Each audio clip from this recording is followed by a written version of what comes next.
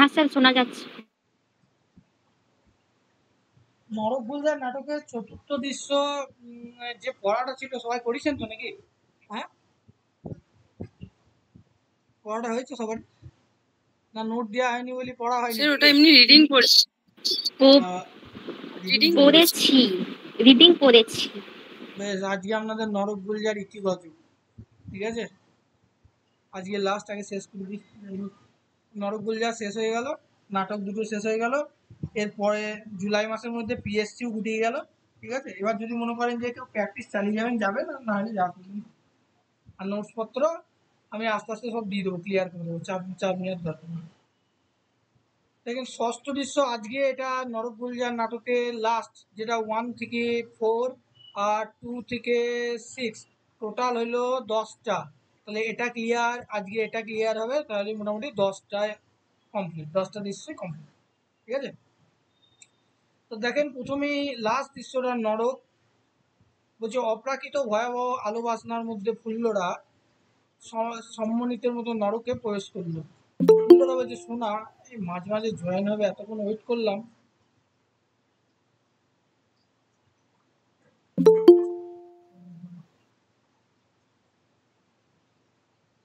আর কি বাকি আছে? বেশ, ফুল্লরা বলছে, সোনা ও সোনা, কই তুমি? এই দেখো কত টাকা পেয়েছি, চলো আজ তোমারে খাওয়াই আনি। কই কই তুই কোথায় লুকালি বাপ আমার? আয়, কত রাত হলো, আয়, কতক্ষণ দেখিনি তোরে। ও রাগ হয়েছে, তা গান না শোনালে, বাবুদের মন না ভরালে আমরা বাঁচবো কি করে বাপ? নরকের ভয়াবহতা আরো বেড়েছে, ডাকিনী মূর্তির দিকে নজর পড়তেই ফুল্লরার সম্মিলিত ভাবটা কেটে যায়। ফুল্লরা কোথায় এসছে সে নিজেই বুঝতে পারছে না। যাই হোক, ও কি পাগলের মতো কোথায় কোথায়, এ কোথায়, কোথায় মানে কোথায়, ঠিক আছে, কোথায় আমি? একটা আলোকবৃত্তে ব্রহ্মার মুখটা দেখা যাচ্ছে। ব্রহ্মা বলছে, বুঝতে পারছো না? ফুল্লরা বলছে, এখানে কেন? কোথায় ধরে আনলে গো? ব্রহ্মা বলছে, পাপের শাস্তি। ফুল্লরা বলছে, আমি বেঁচেই নেই। ব্রহ্মা বলছে, কারো কারো বুঝতে দেরি হয়। ফুল্লরা বলছে, সোনা কোথায় আমার সোনা? যাই হোক, ফুল্লরা ছুটে বেড়াতে যায়। বলছে, ব্রহ্মা বলছে, কোথায় যাচ্ছ? তাকে এখন কোথায় পাবো? সোনা বলছে, এখানে তার ছেলে, ঠিক আছে? ফুল্লরা বলছে, এনে দাও আমার সোনারে, এনে দাও। ব্রহ্মা বলছে, সে যে বেঁচে আছে। ব্রহ্মা বলছে, সে যে বেঁচে আছে। ফুল্লরা বলছে, মেরে আনো। ব্রহ্মা বলছে, ছেলেকে মারতে বলছো? ফুল্লরা বলছে, হ্যাঁ মারো, কঠিন ব্যাধিতে মারো। না মরে ঝড় দাও, মাথায় বাজ ভেঙে ফেলো। না মরে তো এক ফল শকুন ছেড়ে দাও, বুকে নখ বিঁধে তুলে নিয়ে আসো, ঠিক আছে? কি কিভাবে মারতে বলেছিল? ঝড়ে, বাজে, তারপরে কি শকুনে, এইগুলো। যদি না হয় তো নোকে বিঁধে ওকে যেমন করে এখানে আনো। ব্রহ্ম বলছে, ডাকিনি ডাকিনি। ডাকিনিকে ব্রহ্মা ডাকলো। যাই হোক, ফুল্লরা বলছে, আমার সোনারে ছেড়ে আমি কি করে থাকবো? মরো চাঁদ, তুই মর।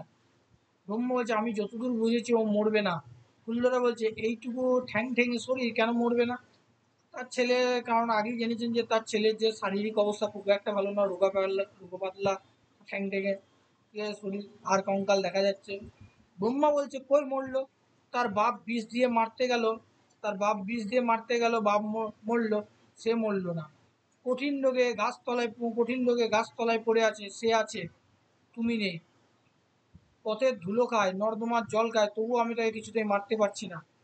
ব্রহ্মা বলছে, কারণ সে মানিকচাঁদ কি করতে গেল, মানিকচাঁদ বিষ খেয়ে মরে গেল, ছেলে মরল না, এ মুখেও মরল না, মানিকচাঁদ স্বর্গে চলে গেল, আর তার স্ত্রী বেঁচে গেল, পুত্র সবাই বেঁচে গেল, ঠিক আছে? যাই হোক, তাও তার ছেলে সবাই, বাবা মা উপরে চলে গেল, ছেলে এখনো বেঁচে আছে। যাই হোক, ফুল্লরা বলছে, কেন কেন? বলছে, ব্রহ্মা বলছে, কেন সে কথা আমি জানি না, ব্রহ্মা অন্তর্হিত, মানে ব্রহ্মা অন্তর্ধান। ফুল্লরা বলছে, দু হাত মিলে বহু দূর গ্রন্থে তার ছেলেকে ডাকে, মরবি নে ও চাঁদ, মরবি নে, আমার কোলে আসবি নে। নরকের দ্বারপথে গুই বাবার হাসি শোনা যায়। এবার নরকের দ্বারপথে কি বলছে? হঠাৎ করে গুই বাবা, সেই গুই বাবা যে, যার মানে কি অশ্রুর দাম বিশাল, ঠিক আছে? গুই বাবা বলছে হাসতে হাসতে, কে কে এলি? আমার রম্ভা, আমার রম্ভা, সেই রম্ভা। গুই বাবা স্বর্গে শুধু রম্ভা খুঁজছে, স্বর্গে নরক সব জায়গায়। ফুল্লরা বলছে, বাবা গো, গুই বাবা, আয় আয় বেটি আয়, কাছে আয়, কতদিন পরে তোকে দেখিনি, কতদিন পরে তোকে দেখিনি। পরীক্ষা আসতে পারে যে তোকেটাকে, তোকেটা ফুল্লরা। ফুল্লরা বলছে, বাবা, গুই বাবা বল বেটি। ফুল্লরা বলছে, সন্ধ্যে রাতে গঙ্গার পরে একটা লোক আমায় টানছিল, বললো তার গুরুদেবের কাছে নিয়ে যাবে, সে নাকি ছটফট করছে, সে কি তুমি? সেও আমি, এও আমি, সেখানে আমার মায়া শরীর, সেখানে আমার ছায়া শরীর, সবই আমার খেলা রে। এই লাইনটা খুব ইম্পর্টেন্ট, যেখানে সেখানে আমার মায়া শরীর, এখানে আমার ছায়া শরীর, এই লাইনটা খুব ইম্পর্টেন্ট, ঠিক আছে? এটা ভালো করে মনে রাখবেন, যাই হোক নোট হয়েছে। বলছে আয় দুঃখিনী তাপিনী চোখ ভিজে কেন, কিসের যাতনা, কিসের জন্য? হ্যাঁ রে বেটি, শোনা যাচ্ছে না কিছু? শোনা যাচ্ছে না কিছু? শুনতে পাচ্ছেন না কেউ? হ্যাঁ স্যার শোনা যাচ্ছে। শোনা যাচ্ছে, তাহলে শোনা এমনি তো যাচ্ছে। বেশ। তাপিনী চোখ ভিজে কেন, কিসের যাতনা, হ্যাঁ রে বেটি সন্তানের জন্য কাঁদছিলি? ফুল্লরা বলছে হ্যাঁ বাবা। বুই বাবা বলছে ছেলেকে দেখবি? এবার বুই বাবা ছেলেকে দিয়ে ফুল্লরা বলছে পাবো, একবার দেখতে পাবো বাবা। বুই বাবা বলছে কেন পারবে না, কত মাকে সন্তান দেখায়নি, কত পত্নীকে পতি দেখেছে। কারণ এই যে বুই বাবা কি করেছে, যে হলো মানে ছদ্মবেশী হলেও সে কত পতিকে বাইজি দেখায়নি, কতজনা ভালো করেছে, কতজনা খারাপও করেছে। যাই হোক, বস বস ভালো করে বস, শরীর হালকা কর, জড়তা রাখিস নি, চোখ বন্ধ কর, ঘাটটা নরম কর। আর আর ওই বুইবা ফুল্লরা পিছনে বসে মাথা নিজের বুকে টেনে ধরেছে। বুইবা মুখটা ফুল্লরা মুখের ওপর, দেখতে পাচ্ছিস? ফুল্লরা বলছে কই। বুই বাবা আরো ঘনিষ্ঠ হয়ে যায়, ফুল্লরা গায়ে হাত বুলাচ্ছে। ফুল্লরা ছটফট করে কিরে ছেড়ে দাও ছেড়ে দাও। বুই বাবা বলছে রূপসী, আমি যে উপসী, কতকাল পরে আজ পেনু। ফুল্লরা বলছে ছাড়ো। বুই বাবা বলছে রম্ভা, আমার রম্ভা। তাহলে রম্ভা বলে মনে হয়েছে ফুল্লরাকে, ঠিক আছে, যার খোঁজ এতদিন ধরে করছে। বুই বাবা লালসায় অধীর হয়ে ফুল্লরাকে টেনে ধরে। ফুল্লরা ছটফট করছে, সহসা অন্ধকারে হাতে হাতে মানিক চাঁদ ঢোকে। মানিক বলছে কে রে, ফুলি নাকি? মানিক চাঁদ তার স্ত্রীকে কি বলে ডাকতো? ফুলি নামে ডাকতো। এটা ভালো করে মনে রাখবেন যে এটা বা তার ডাক নাম কি, ফুলি। ফুল্লরা বলছে মানিক। ফুল্লরা নিজেকে ছাড়িয়ে নিয়ে মানিকের বুকের ওপর ঝাঁপিয়ে পড়ে। এবার কি যে মানিক চাঁদ তার স্ত্রীর যেহেতু মান সম্মান নিতে যাচ্ছে, সেই জন্য কি মানিক এবার ঝাঁপিয়ে পড়েছে, মানিকের বুকের ওপর ঝাঁপিয়ে পড়ে ফুল্লরা নিজেকে ছাড়িয়ে নিয়ে। বুই বাবা বলছে শুয়োরটা শিকল ছেড়ে বেরিয়েছে, বাটুল বাটুল। বুই বাবা চলে যায়, কারণ মানিক চাঁদকে, যে মানিক চাঁদকে কি সবাই মিলে শিকলে বেঁধেছিল, সেই মানিক চাঁদ সেখান থেকে কিন্তু পালিয়ে এসেছে। যাই হোক, মানিক বলছে তুই এখানে কি করে এলি? ও ফুলি, আমার ফুল্লরা দিন দেখিনি, কোনোদিন দেখবো ভাবিনি। ও বউ, তোর গলা শুনে কার গলা ফুলির না?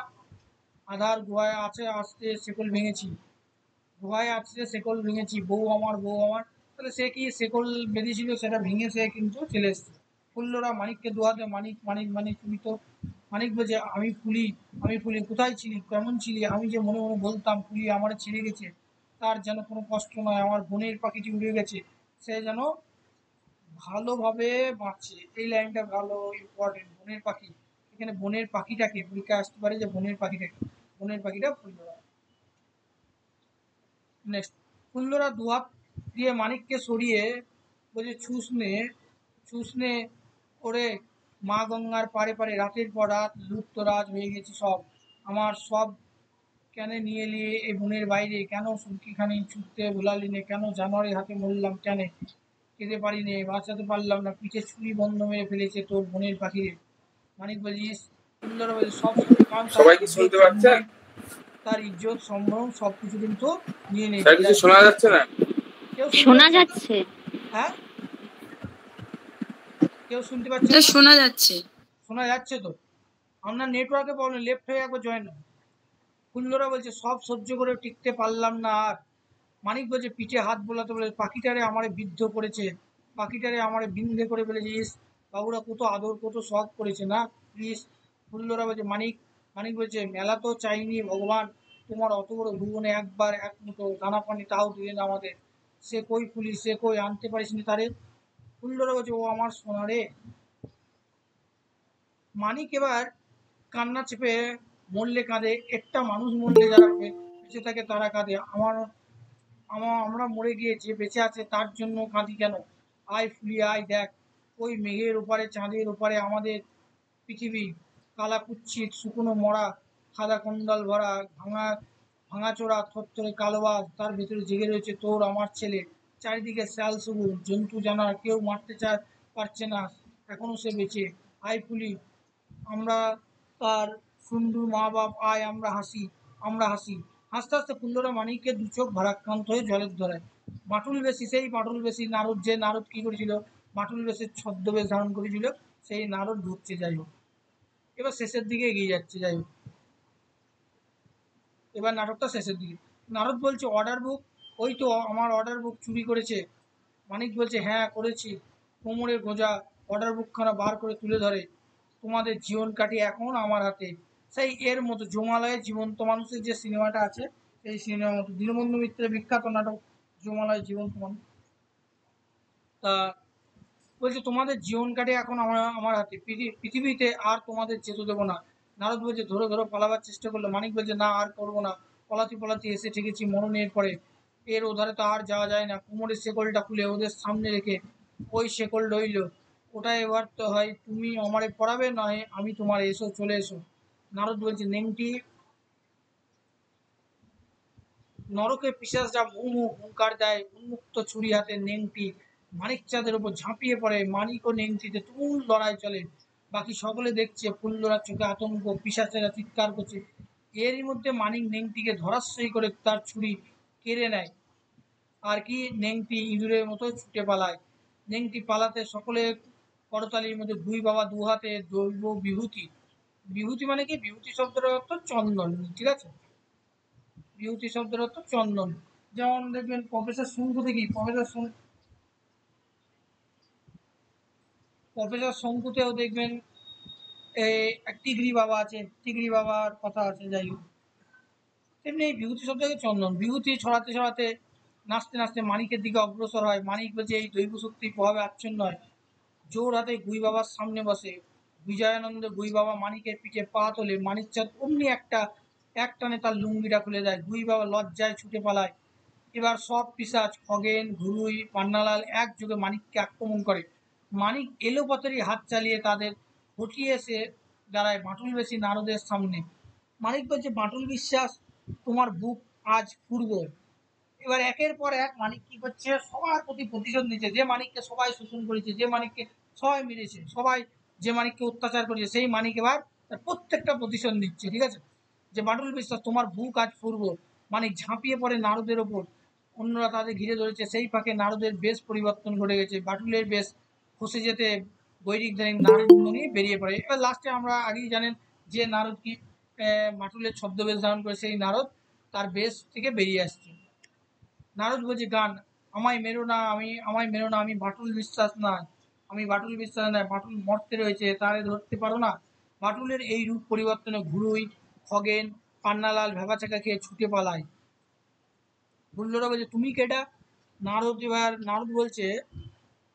নারদ বলছে মাথার চূড়া বাঁধা জটা লাগাতে কেউ না, কেউ না, আমি কেউ না, নেহাতি নিমিত্ত মাত্র। নারদের নাম শুনেছ? আমি সেই হতভাগা নারদ, মর্তে তো আমার খুব বদনাম। আমি নাকি কলহ কন্দল ছাড়া কিছুই করতে পারি না। পরীক্ষা আসতে পারে। অবশ্য নারদ সবসময় ওর সঙ্গে ঝামেলাবাজি দিত। যাই হোক, তা সেই নারদ পরীক্ষা আসতে পারে যে আমি নাকি কলহ কন্দল ছাড়া কিছুই করতে পারি। কে কার সঙ্গে? নারদ সঙ্গে। তাই ঠিক করেছি ব্রহ্মার চাল বানচাল করে এ পালায় এক নতুন খেলা খেলে যাব, যাতে চিরকাল তোমরা আমার নাম মনে রেখো। দাও খাতাটা দাও, মানিকচাঁদ, তোমাদের রিবাদ দিয়ে দিই। ব্রহ্মার সইয়ের ওপর তোমাদের নাম দুটো বসিয়ে দিই। যাও মর্তে, আসল মাটুল ঘুরুই সব ছাড়া হয়েছে। তোমরা তোমার ছেলেকে গিলে খাবে। শেষ লড়াইটা ওখানেই করতে হবে। মানিক বলছে লেখো লেখো লেখো, জ্যান্ত শয়তানের থাবা থেকে ছেলেটা বাঁচাতে হবে, পৃথিবীকে বাঁচাতে হবে, জ্যান্ত নেগড়ের দাঁত ভাঙতে হবে। নারদ বলছে হ্যাঁ, তোমাদের হবে নবজন্ম, নতুন বিশ্ব। মানিকচাঁদ ফুল্লরা, ওই নতুন বিশ্ব তোমরা নির্মাণ হবে নতুনভাবে। সব শয়তানের অবসান ঘটাতে হবে, সমস্ত পিশাচদের শেষ করতে হবে। ফুল্লরা বলছে না, ওই পাঁজির বাচ্চাগুলো না মেরে এখান থেকে যাবো না মানিক। বলছে নারদ বলছে ওদের মেরে কি হবে, ওরা তো অশরীরী ছায়া, মারাকে মারা যায়।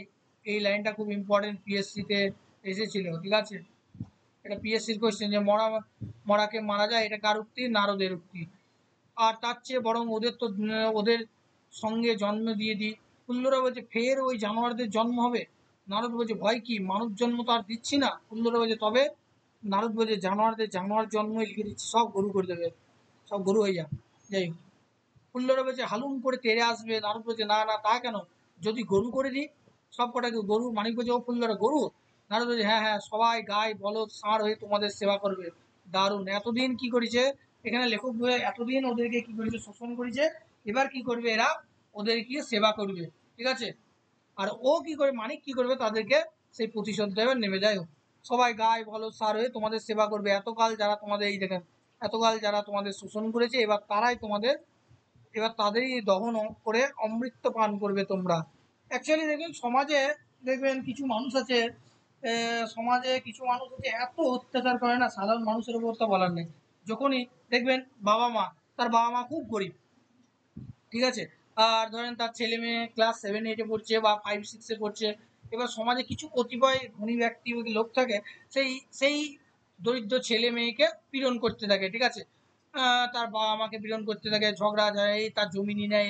যখনই তার ছেলে আস্তে আস্তে এক, মানে প্রত্যেকটা মানুষের জীবনে একই জীবন কিন্তু যায় না, প্রতিনিয়ত আজ অন্ধকার কাল একটা নতুন সূর্যোদয় আপনার জীবনে হবে, হবেই গ্যারেন্টি। একদিন কোনোদিন যাবে না। যদি একই দুঃখ সারা জীবন মানুষের খাতায় লেখা থাকতো, মানুষের কপালে লেখা থাকতো, তাহলে কি এই পৃথিবীটাই টিকে থাকতো না। তাহলে সবাই মনে হয় বেঁচে থেকে লাভ কি ভাই, মরে যায় সব, সব সব চলে যাবে আর মরে গেলে উদ্ধার হবে না। আজকে আপনার জীবনে দুঃখ আছে, কাল সুখ আসবে। সুখ দুঃখ নিয়ে আমাদের জীবন, ঠিক আছে। আমাদের জীবনটা হলো একটা অভিনয়, আমাদের জীবনটা হলো একটা নাটক।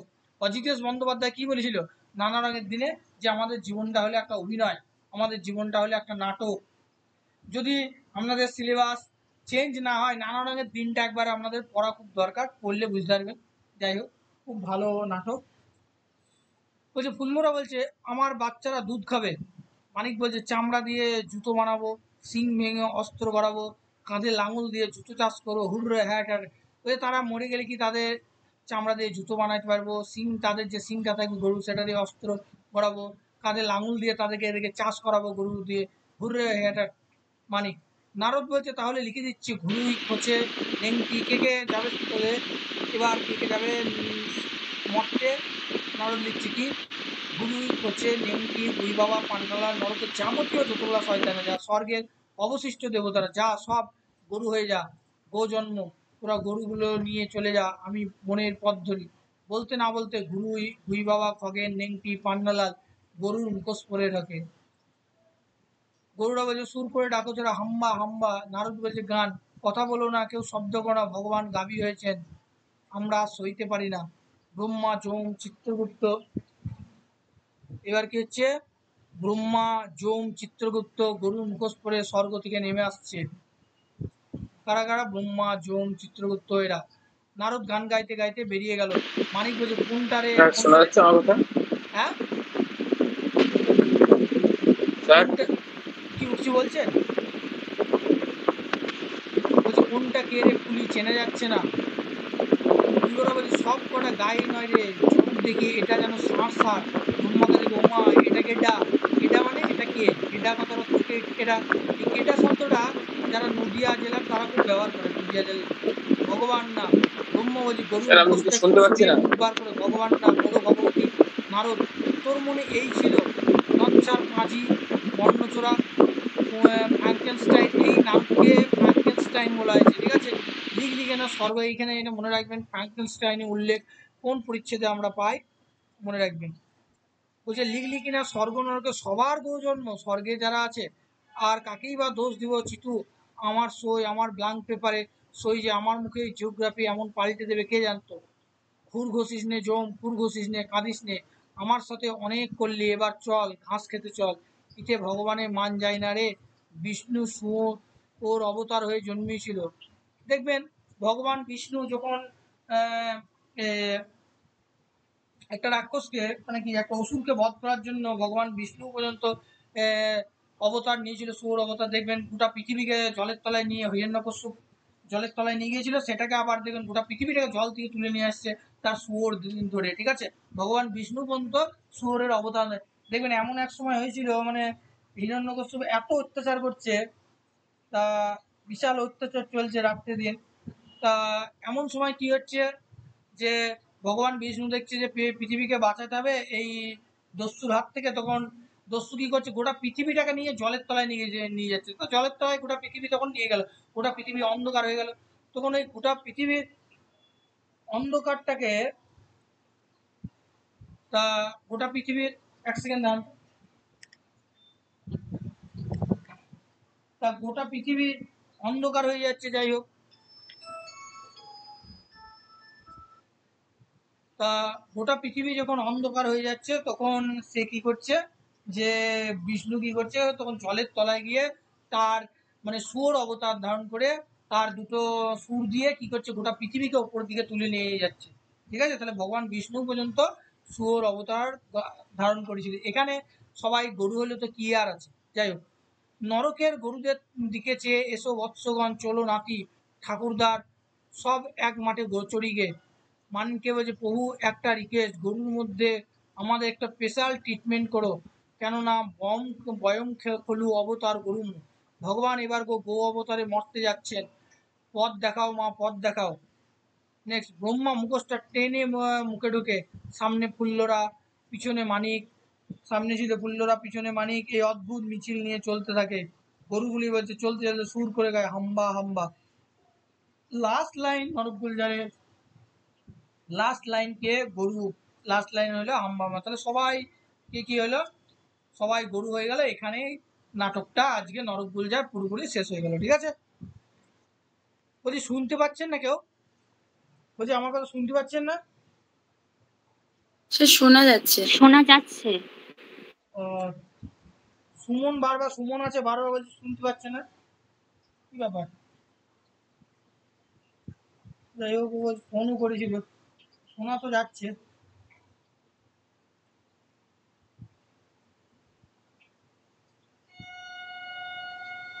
বলছি আপনাদের একটা খুব গুরুত্বপূর্ণ একটা আপডেট দেবো আজকে, যেটার জন্য আপনারা এতদিন ধরে পরিশ্রম করলেন, আমার বলা হয়নি। যাই হোক, আমি গ্রুপে জানাতাম অবশ্য।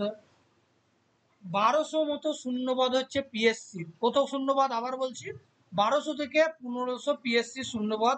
সরকারি সরকারি নোটিশ বিজ্ঞপ্তি খুব শীঘ্রই বের হবে, আগেই জানিয়ে দিলাম আমার আপডেট।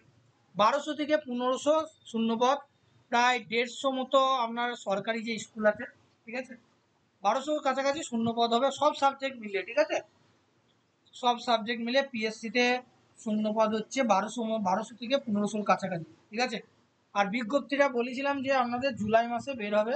ঠিক আছে, এটা কি মাস, জুন মাস। এই মাসে হয়তো শেষের দিকে বেরিয়ে যেতে পারে বিজ্ঞপ্তি, বা জুলাইয়ের মানে আপনার শেষে কিন্তু জুলাইয়ের প্রথম থেকে শেষের মধ্যে মোটামুটি বিজ্ঞপ্তি বেরিয়ে যাবে।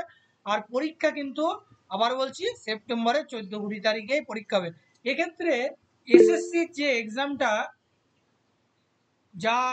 যারা আছেন সবাই তো শুনতে পাচ্ছে তো, এসএসসির যে এক্সামটা, সেক্ষেত্রে হয়তো এসএসসির এক্সামটা ফার্স্ট উইক লিখেছে, হয়তো একটা ফার্স্ট উইকে হবে 9-10, আর 11-12টা বা এরকম করতে পারে, ফার্স্ট উইকে শনিবারটা 9-10, রবিবারটা 11-12 পরীক্ষা হয়ে যাবে। আর 14 তারিখে আপনাদের একটা আছে, আর 20 তারিখে দুটো পরীক্ষা আছে। পিএসসির পরীক্ষা কিন্তু ওই টাইমে হবে, কারণ ওবিসি কেসটা পুরোপুরি সম্পূর্ণভাবে মিটে গেছে। ঠিক আছে, তাই যারা এতদিন দীর্ঘদিন ধরে 6 মাস ধরে তপস্যা করলেন পিএসসির, একটা সুখবর জানিয়ে দিলাম, খুব তাড়াতাড়ি আপনাদেরকে 3টে ফর্ম ফিল আপ করতে হবে। এক হলো 4টে ফর্ম ফিল আপ, দেখেন, এক হলো পিএসসির ফর্ম ফিল আপ, রাজ্যের পিএসসি। এক সেকেন্ড,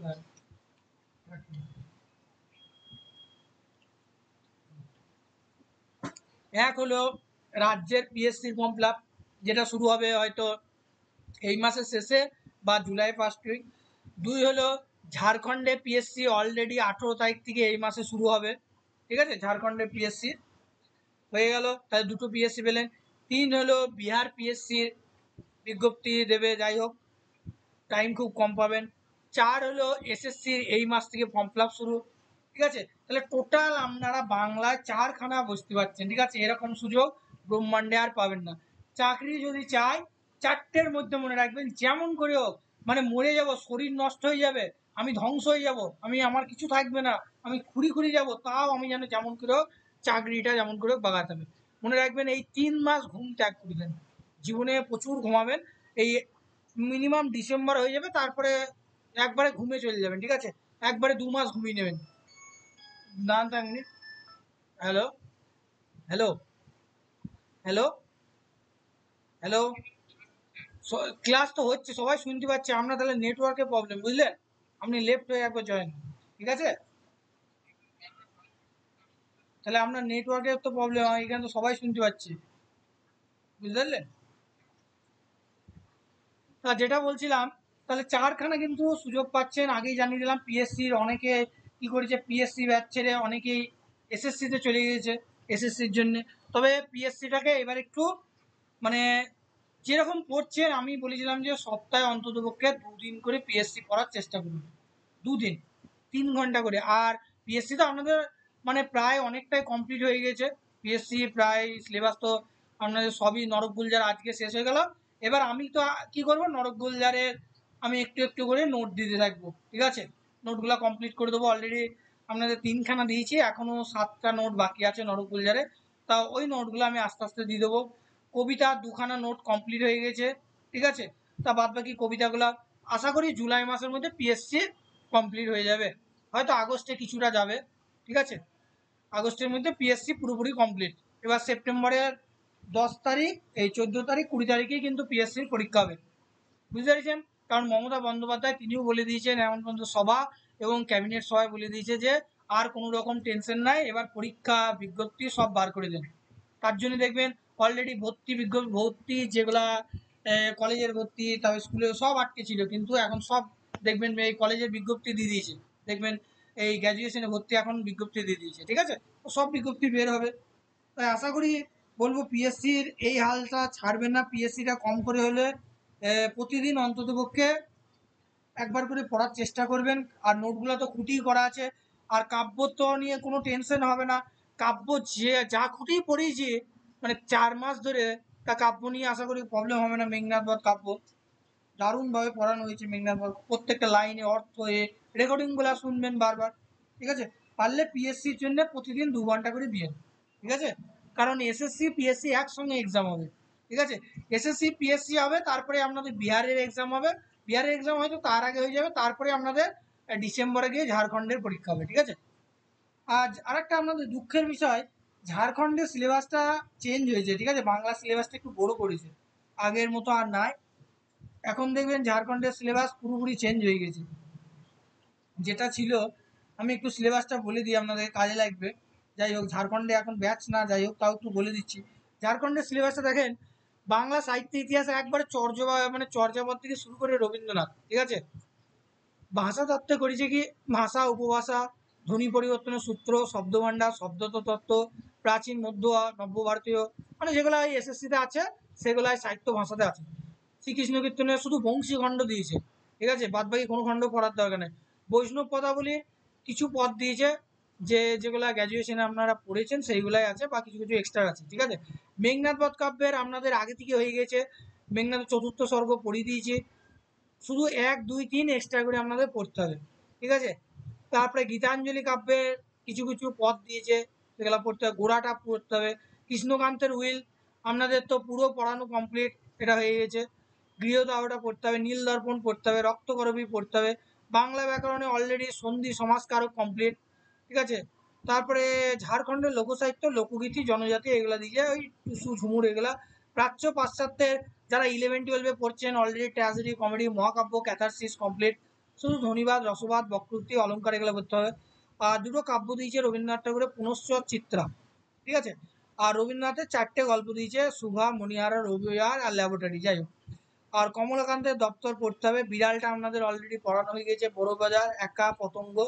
প্রাচীন সাহিত্যের রামায়ণ কাব্যের উপেক্ষিতা ও শকুন্তলা এগুলা। আর প্রমোদ চৌধুরী 4টে আছে, আর বুদ্ধদেব বসুর 4খানা আছে। আরণ্যক পড়তে হবে, আরণ্যক অলরেডি আপনারা পড়া কমপ্লিট চলছে, আপনাদের পিএসসি একই কাজে লাগবে।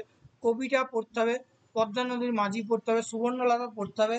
সুবোধ ঘোষের ফসিল সুন্দরম দিয়েছে, আর বনফুলের 4টে গল্প দিয়েছে, নিম গাছ, তাজমহল, বুধুনি। এই হলো আপনাদের ঝাড়খণ্ডে পিএসসি সিলেবাস, ঠিক আছে, বুঝতে পারলেন। ঝাড়খণ্ডে হাড্ডাহাড্ডি লড়াই হবে। তো যাই হোক, প্রত্যেকে মানে ফর্মটা ফিল আপ করবেন। আপাতত এসএসসি আর রাজ্যের এসএসসি রাজ্যের পিএসসির উপর নজর দেন, কারণ পরীক্ষার ডেট তো ঘোষণা হয়েই আছে, ওই ডেটেই হবে, ঠিক আছে।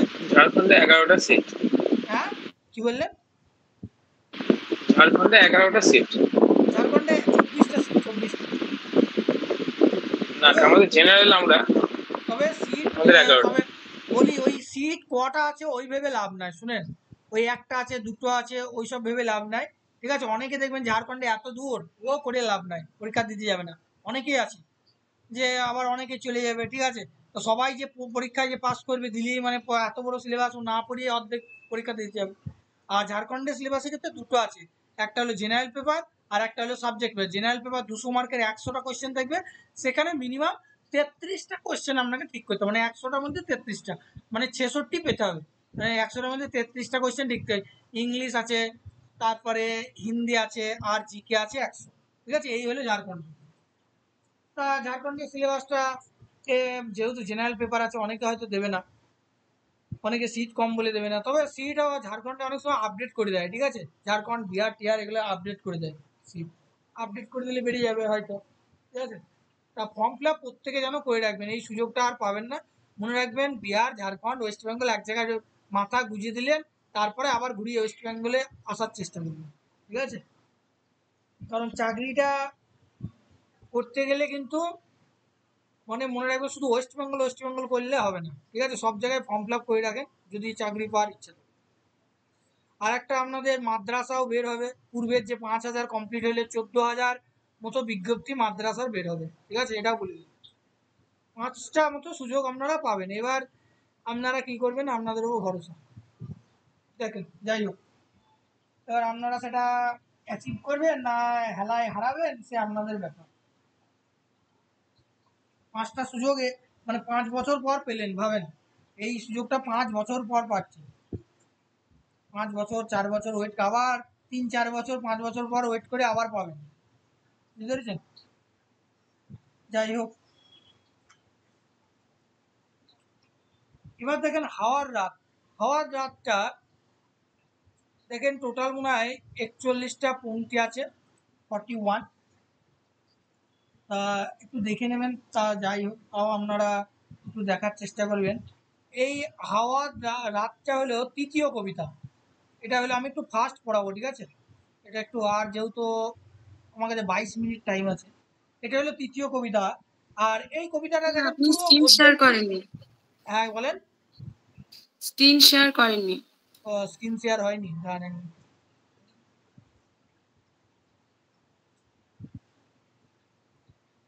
5 মিনিট মতো পড়াটা ধরবো, কিন্তু 20 বছর পরে।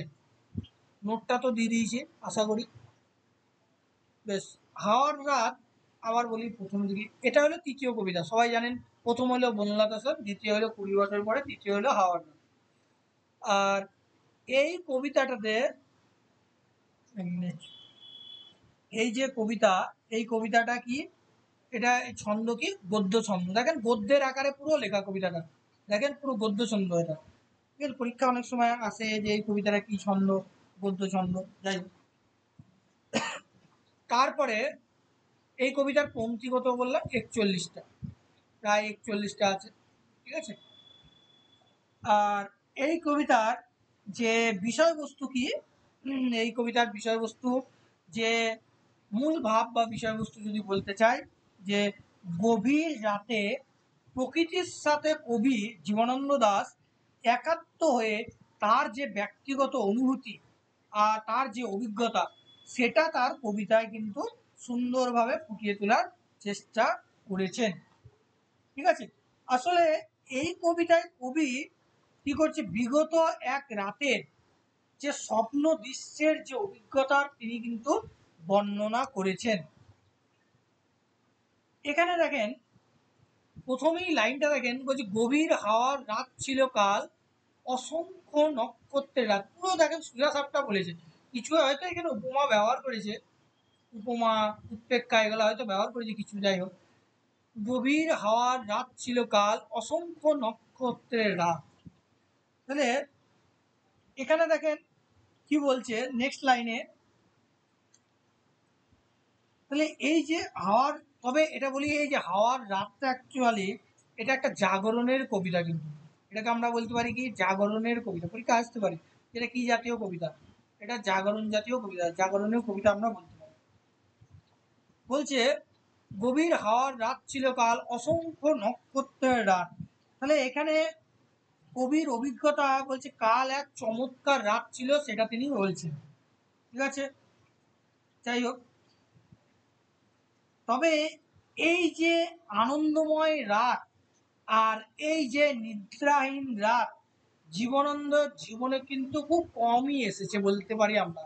ঠিক আছে, নেক্সট দেখেন, সারা রাত বিস্তীর্ণ হাওয়া আমার মশারিতে খেলেছে, মশারিটা ফুলে উঠেছে কখনো মৌসুমী সমুদ্রের পেটের মতো, কখনো বিছানা ছেড়ে নক্ষত্রের দিকে উড়ে যেতে চেয়েছে।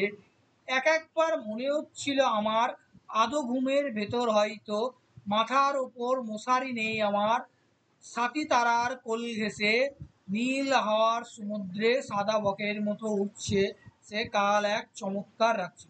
এটা একটা স্তবক, এটা একটা স্তবক। কি বলছে এখানে দেখো, এখানে কবি বলতে চাইছেন আসলে জীবনানন্দের জীবনে এই যে নিদ্রাহীন রাত বা এই যে আনন্দময় রাত তার জীবনে খুব একটা তিনি পাননি।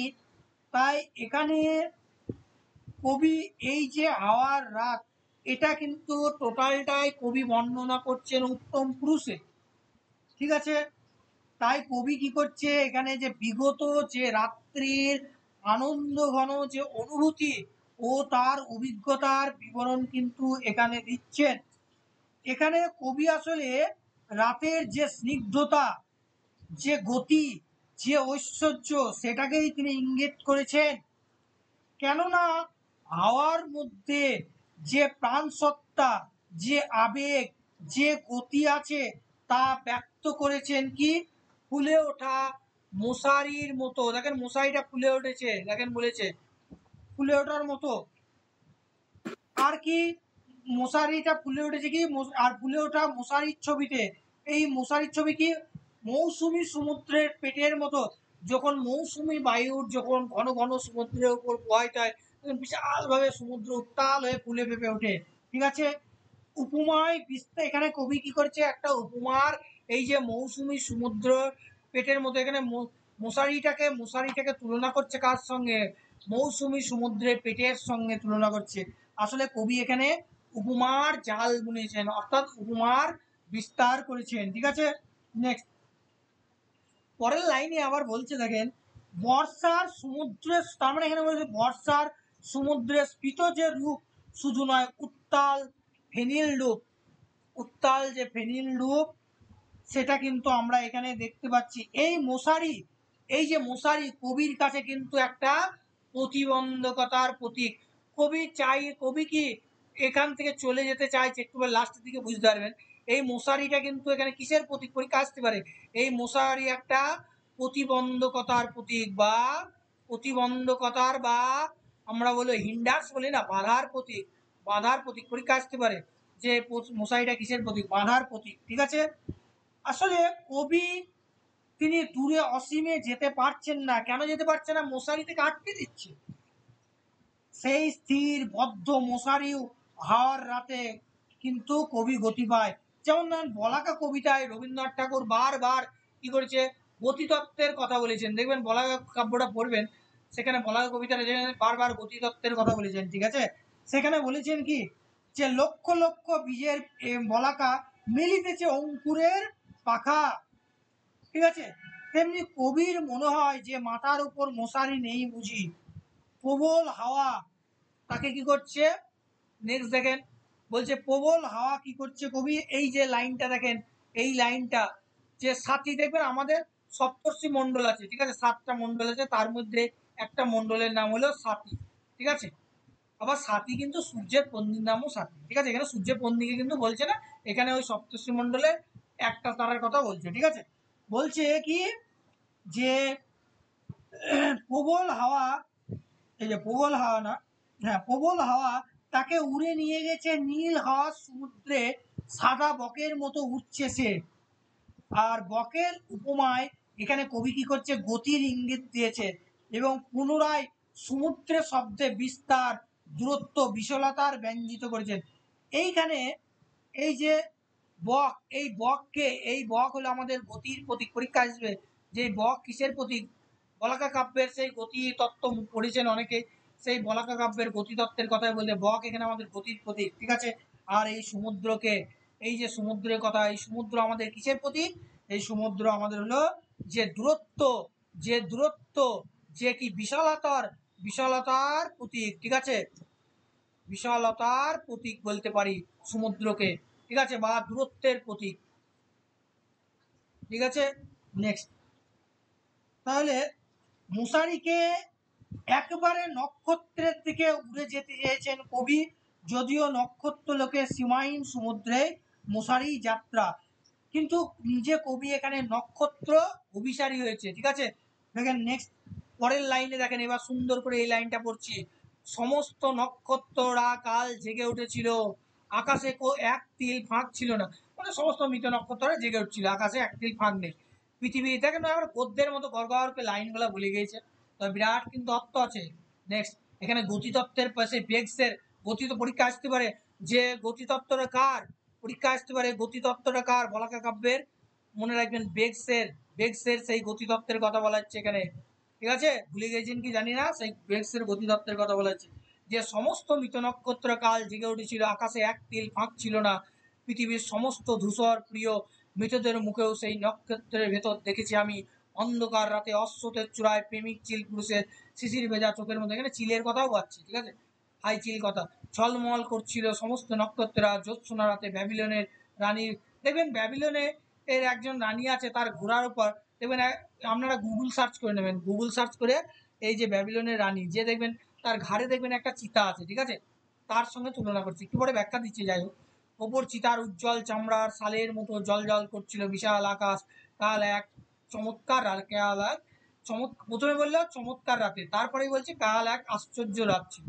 এই লাইনগুলা ভালো করে এবার ব্যাখ্যাটা দেখেন কি বলছে, যে কবি এখানে নিজে নক্ষত্র অভিসারী, অর্থাৎ তিনি নক্ষত্র বিচারণ করতে চাইছেন, তার রাতের আকাশ মৃত নয়, নিষ্প্রদীন নয়, কি বরং বরং কি মৃত নক্ষত্রেরা সেই রাতে সবাই জেগে উঠেছিল, এক আকাশ তারা হাওয়া ভরা রাতে কবি পৃথিবীর সমস্ত ধূসর প্রিয় মৃতদের মুখও সেই নক্ষত্রের ভেতর দেখেছেন। জনশ্রুতি ও বিশ্বাস, যে আমরা জানি, যে আমাদের সবাই জানি যে আমরা মরে গেলেই, যে আমরা ছোটবেলায় দেখবেন আমাদের একটা কনসেপ্ট, যে মানুষ মরে গেলে সব নক্ষত্র হয়ে যায়।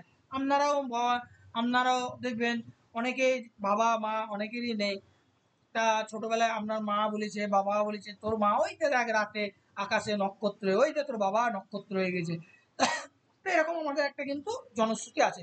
কবি কি করছে, অপূর্ব প্রতিভায় এই লোকায়িত ধারণাকে কিন্তু একবারে মিলিয়ে দিয়েছে, যে সমস্ত মৃত নক্ষত্ররা কাল জেগে উঠেছিল, আকাশে এক তিল ভাঙ নাই, সমস্ত ধূসর প্রিয় মৃতদের মুখ সেই নক্ষত্রের ভেতর থেকে, অর্থাৎ কবি কি করছে, সমস্ত মৃত মানে লোকদেরকে, সমস্ত মৃত লোকদেরকে সব নক্ষত্রের মধ্যে দেখছে।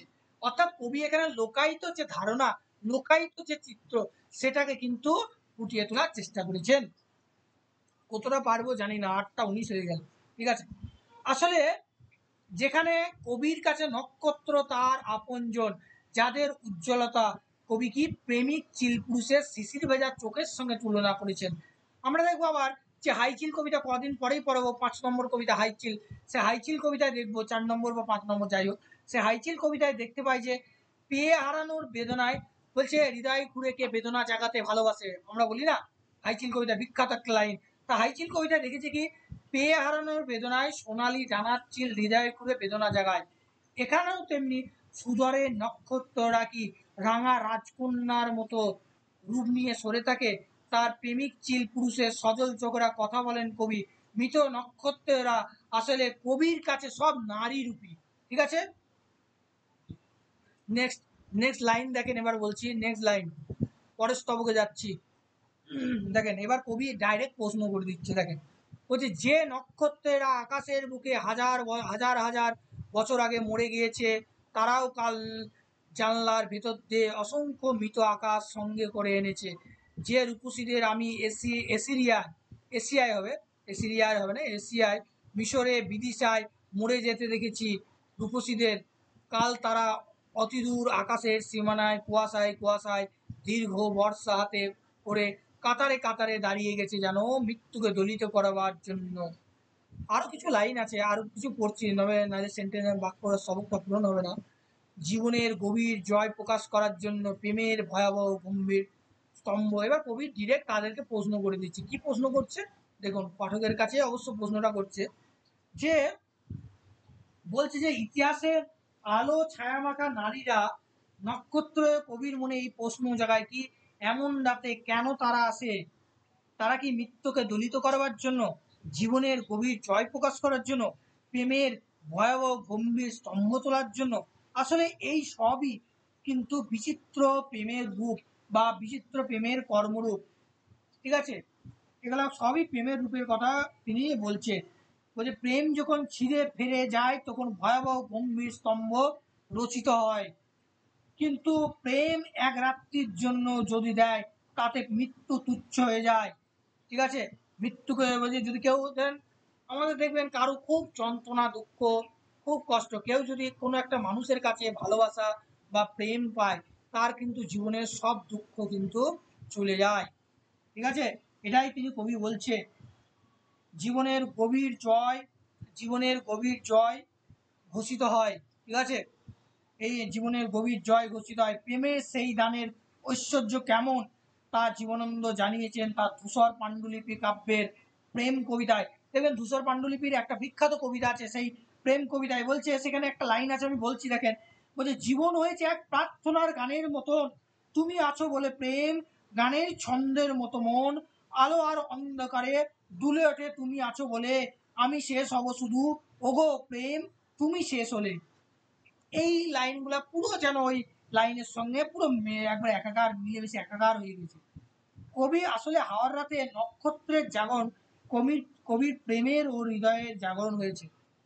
নেক্সট এই স্তবকটার পরে নেক্সট স্তবক, আড়ষ্ট অভিভূত হয়ে গেছি আমি, কাল রাতে প্রবল নীল অত্যাচার আমাকে ছিঁড়ে ফেলেছে যেন, আকাশের বিরামহীন বিস্তীর্ণ ডানার ভেতর পৃথিবী কিচের মতো মুছে গিয়েছে কাল, আর উত্তুঙ্গে বাতাস এসেছে আকাশের বুক থেকে নেমে আমার জানলার ভেতর দিয়ে সাঁই সাঁই করে সিংহের হুঙ্কারে উৎক্ষিপ্ত হরিৎ প্রান্তরে অজস্র জেব্রার মতো।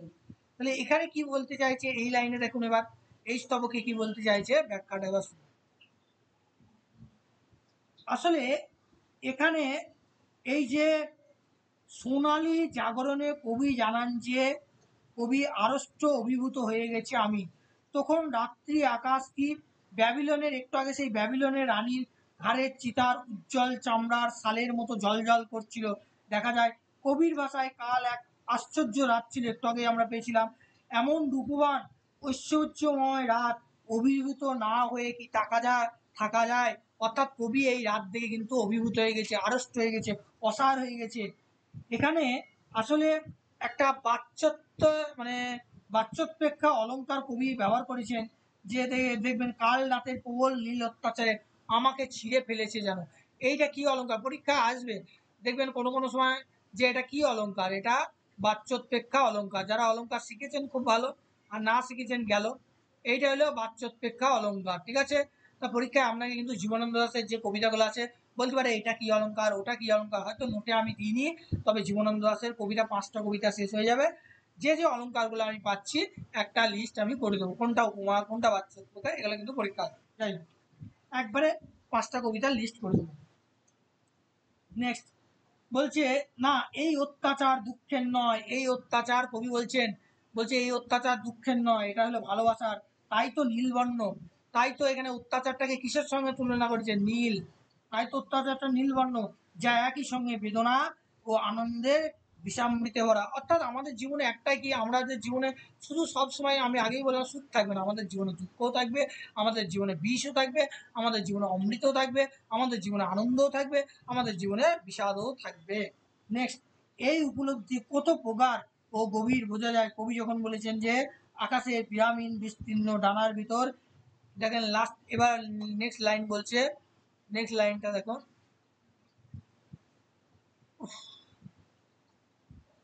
যে এই যে লাইনটা বললো যে আকাশের বিরামহীন বিস্তীর্ণ ডানার ভেতর পৃথিবীর কিচের মতো মুছে গিয়েছে কাল, এই যে লাইনটা খুব ইম্পর্টেন্ট। এই লাইনটা মানে এখানে কবির গভীর ও প্রগাঢ় উপলব্ধি এখানে কিন্তু আমরা পাই। ঠিক আছে, এখানে আকাশটি মৃত চিতার চামড়া, এখানে বহুমূল্য শাল, অর্থাৎ বস্তু মাত্র নয়, তা এখানে সজীব চঞ্চল, যার কাছে বিস্তীর্ণ ডানা, যে ডানার ঝাপটে মাটির পৃথিবী কীটতুল্য উপেক্ষিত হয়। এখানে কবির কাছে এই ডানার ঝাপটে করেছে পৃথিবীটা কবির কাছে কীটের তুল্য, মানে কীট তুল্য, পতঙ্গ তুল্য।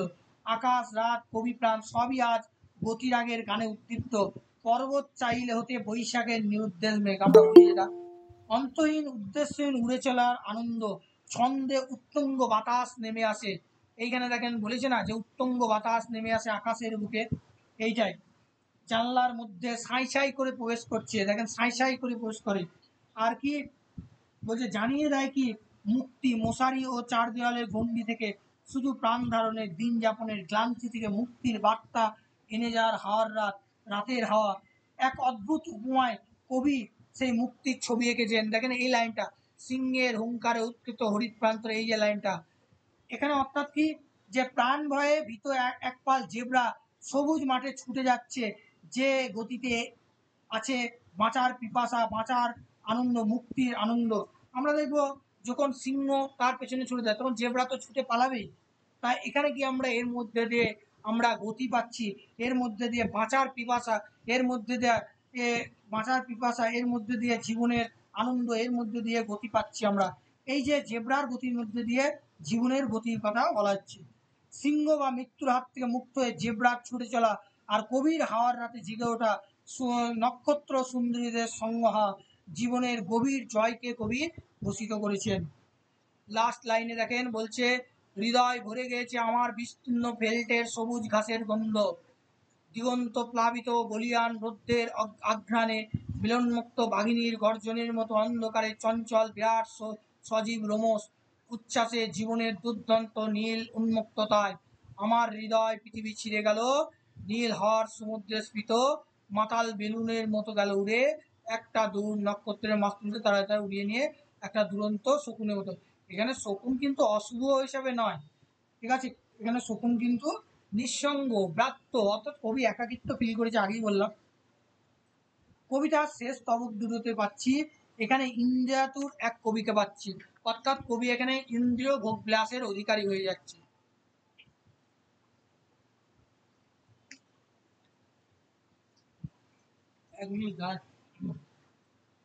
এখানে আশ্চর্যভাবে কবি বর্ণনা করেছেন দুটো জিনিস। এখানে আগে বুঝবেন এই জায়গায় দেখেন একটা আছে রোদ, ঠিক আছে, একটা আছে এখানে দেখেন রোদ, আর আর একটা আছে দেখেন, আর একটা আছে একটা আছে রোদ, আর একটা আছে দেখবেন রাত্রি, একটা আছে রোদ। এই রোদ বলতে পুরুষকে বোঝাচ্ছে, ঠিক আছে। আর এখানে রাত্রি কিসের প্রতীক, এখানে রাত্রি হলো নারী বা আমরা বলতে পারি প্রকৃতির প্রতীক, ঠিক আছে, নারী বা প্রকৃতির প্রতীক। কবি শেষ লাইনে বলছে যে যে কবি এখানে যেন এক রাত্রির অভিঘাতে জীবনের আস্বাদে কবি আপ্লুপ্ত হয়েছেন, প্রকৃতি থেকে উপাদান এনে কবি সেই মুগ্ধতা, সেই মত্ততাকে মুক্ত করেছেন। বলেছেন, হৃদয় ভরে গেছে আমার বিস্তীর্ণ ফেল্টের সবুজ ঘাসের গন্ধে, দিগন্ত প্লাবিত বলিয়ান রৌদ্রের আঘ্রাণে। সবুজ ঘাস আর এই যে গন্ধ, এই দুটো জিনিস কিসের প্রতীক, এটা প্রাণের, এটা হলো আমাদের যৌবনের প্রতীক। এই যে সবুজ ঘাস, এই টোটালটা আমাদের যৌবনের প্রতীক, ঠিক আছে। আর বলীয়মান রৌদ্রকে কি, এই যে রৌদ্র পাচ্ছি, এই বলীয়মান রৌদ্র, এটাকে কবি পুরুষের সঙ্গে তুলনা করেছে, বা বীর্য বর্তা ধরা পুরুষের সঙ্গে। আর এই অনুসঙ্গে কবি রাত্রিকে তুলনা করেছেন কার সঙ্গে, যে নারীর সঙ্গে, বা কি বলবো, রাত্রিকে তুলনা করেছেন নারী বা প্রকৃতি বা স্ত্রীদের সঙ্গে। এই উভয়ের মিলনে কি হচ্ছে, এই দুজনার মিলনে, এই রৌদ্র আর রাত্রির মিলনে কি হচ্ছে, এই দুজনের মিলনে যে এইটা আসছে যে সজীব রোমস উচ্ছ্বাসে ভরা, যার উপমা কবি দিয়েছেন কে, মিলনোত্ত উন্মুক্ত বাঘিনীর মতো, গর্জনের মতো। অর্থাৎ রৌদ্র আর এই রাত্রি দুজন মিলে, অর্থাৎ পুরুষ আর প্রকৃতি দুজন মিলে একটা কি হচ্ছে, সজীব উচ্ছ্বাস তৈরি করছে। আর সেটা কিসের উপমা তার সঙ্গে তুলনা করেছে, মিলনোক্ত বাঘিনীর গর্জনের মতো। আসলে গর্জনের বদলে আমরা যদি শীতকার যদি ভাবা যায় তবে ভুল হবে না। হাওয়ার রাতে অ্যাকচুয়ালি রূপসী নক্ষত্রেরা, এখানে আমি একটু আগেই বলেছিলাম না যে হাওয়ার রাত কবিতে রূপসী নক্ষত্রেরা দীর্ঘ বর্ষা হাতে করে দাঁড়াচ্ছে। অর্থাৎ এখানে আমরা কিন্তু যে ফ্রয়েডীয় তত্ত্ব বা যে ইয়ং এর তত্ত্ব অনুসারে যৌন মিলনের ইশারা পাচ্ছি। এই যে বর্ষা, বর্ষা কিসের প্রতীক? এখানে বর্ষা হলো যৌনতার প্রতীক। এইখানে বর্ষা কিসের প্রতীক? মনে রাখবেন, যৌনতার প্রতীক। যৌনতার, এখানে বর্ষা হলো কিসের প্রতীক? যৌনতার প্রতীক, মনে রাখবেন। আসলে মিলনের চরম আনন্দ বোঝাতে তিনি জীবনের দুর্দান্ত নীল মত্ততা পংক্তিটা এনেছেন। এই যে এইখানে এই যে লাইনটা কেন এনেছেন? এটা মিলনের আনন্দ বোঝাতে, এটা মিলনের আনন্দ বোঝাতে। কার মিলনের? যে পুরুষ আর প্রকৃতি, নারী আর প্রকৃতি দুজনার যে সেক্সুয়াল রিলেশন, যে আনন্দ, এখানে সেই আনন্দের কথা কিন্তু বলেছে। এই মিলনের আনন্দ বোঝাতে তিনি কিন্তু জীবনের দুর্দান্ত নীল মত্ততা, দেখেন যখন একটা পুরুষ আর প্রকৃতি, একটা পুরুষ প্রকৃতি বা একটা না রৌদ্র আর রাত্রি যেটা বলছে, দুজনের মিলন যখন হবে, যখন উন্মুক্ত, তখন তো সে তো মত্ততা, দুজনের কি পরস্পরের প্রতি কি উন্মুক্ত হয়ে যাবে। সেই অর্থে কিন্তু বলছে যে জীবনের দুর্দান্ত নীল মত্ততা, এই কথাটা ব্যবহার করেছে। সব মিলিয়ে এখানে কি পাচ্ছি? স্পর্শ, ঘ্রাণ, দৃশ্য, রস সৃষ্টি হয়েছে। অর্থাৎ এই সুনীল গঙ্গোপাধ্যায়ের এই জীবন কবিতার মতো, যে পৃথিবীর রূপ, রস, গন্ধ যা কিছু আছে প্রকৃতির, সব কিছু আমি নেব, না হলে পৃথিবীকে আমি খাবো, যেটা আজকে আপনাদের পড়াবো, সেরকমই বলছে। ঠিক আছে? তাই এখানে শেষ স্তবকে দেখেন বলছে যে আমার হৃদয় পৃথিবী ছেড়ে গেল, আমার হৃদয় পৃথিবী ছেড়ে গেল। অর্থাৎ শেষ স্তবকে তার হৃদয় ছিঁড়ে উড়ে যাচ্ছে কোথায়? নীল হাওয়ার, দেখেন তার হৃদয় উড়ে যাচ্ছে কোথায়? নীল হাওয়ার সমুদ্রে স্ফীত মাতাল বেলুনের মতো গেল উড়ে। অর্থাৎ কবির শেষ স্তবকে বলছে তার হৃদয় ছিঁড়ে উড়ে যাচ্ছে নীল হাওয়ার সমুদ্রে স্ফীত মাতাল বেলুনের মতো। কখনো দূর নক্ষত্র বিশারী হৃদয় মনে হয়, ঠিক আছে, যে উড়ে চলে একটা দুরন্ত শকুনের মতো। এই যে তার হৃদয়টা ছিঁড়ে উড়ে চলে যাচ্ছে কার সঙ্গে? যে নীল হাওয়ার সমুদ্রে বেলুনের মতো বা একটা দুরন্ত শকুনের মতো। এখানে এই শকুনটা কিন্তু পরীক্ষায় আসবে, যে এই শকুনটা কিসের প্রতীক? এই শকুন কিন্তু অশুভ প্রতীক না। এই শকুনটা আসলে নিঃসঙ্গ। এই শকুনটা কিসের প্রতীক? নিঃসঙ্গতার প্রতীক। নিঃসঙ্গতার প্রতীক বা ব্রাত্য বা শক্তি সঞ্চল, শক্তিশালী গতিশীলতার প্রতীক। কারণ আগেই বলেছি যে হাওয়ার রাত কবিতায় বেক্সের যে গতিতত্ত্ব, তার প্রভাব কিন্তু এখানে আছে।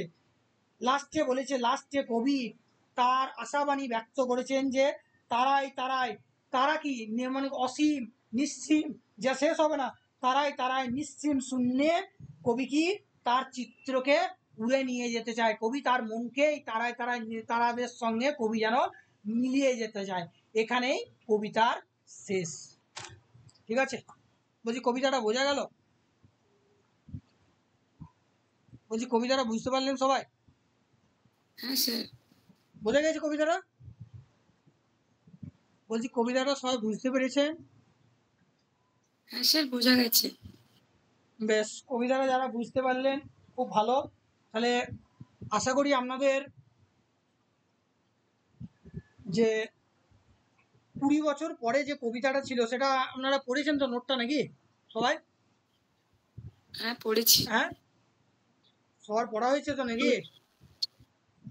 প্রশ্ন ধরুন হ্যাঁ, স্যার, প্রশ্ন ধরুন।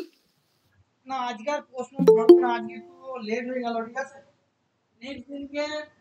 নেক্সট দিনকে আমি ধরে নেবো। ঠিক আছে, বুঝতে পারলেন? নেক্সট দিনকে হাওয়ার রাত আর এই 20 বছর পরে, এই দুটোই কিন্তু ধরবো। ঠিক আছে, বোঝা গেল? নেক্সট দিনকে ধরবো, আজকে আর পারলাম না, জানি একটু ওয়েট করেন সবাই, জয়েন।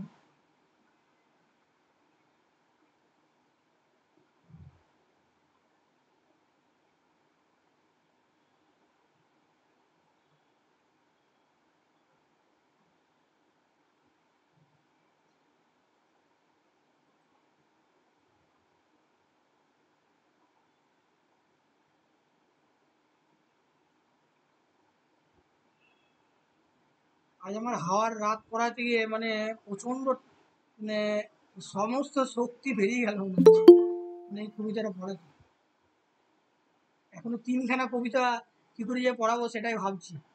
হাওয়ার রাত মানে এত টাফ কবিতা ছিল, ব্যাখ্যা করতে জীবন যেন বেরিয়ে গেল। দাঁড়ান সবাই জয়েন করতে হবে।